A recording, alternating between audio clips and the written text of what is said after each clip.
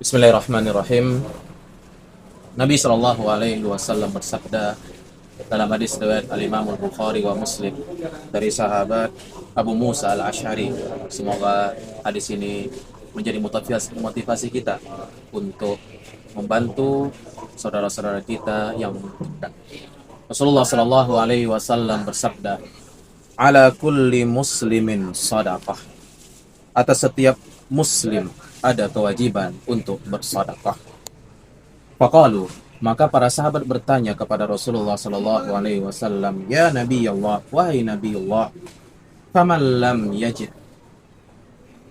Bagi orang yang tidak mampu untuk bersedekah, apa solusinya agar dia bisa bersedekah, berinfak, membantu saudaranya dengan hartanya?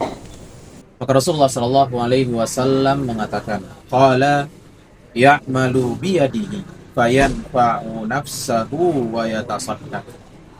Maka hendaklah dia beramal, hendaklah dia bekerja dengan tangannya, dan dia bisa memberikan manfaat kepada dirinya, dan dia bisa juga bersedekah dengan hasil usahanya, hasil kerjanya.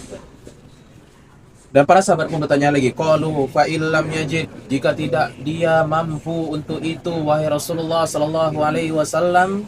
Maka Nabi sallallahu alaihi wasallam menjawab, yu'inu dzal hajati malhuf.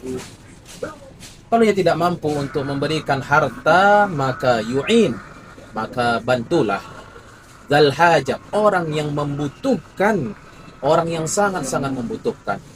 Bantu saudaramu, tolong mereka, bahagiakan mereka, permudahlah kesulitan mereka. Dan itu salah satu sedekah, solusi dari Rasulullah sallallahu alaihi wasallam.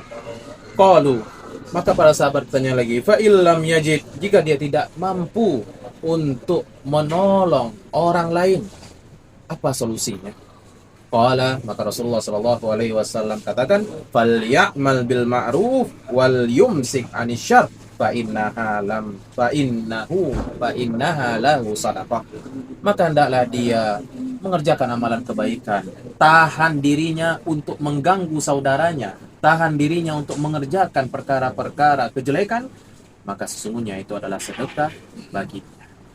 Nah, wallahu a'lam bishawab. Wassalamualaikum warahmatullahi wabarakatuh.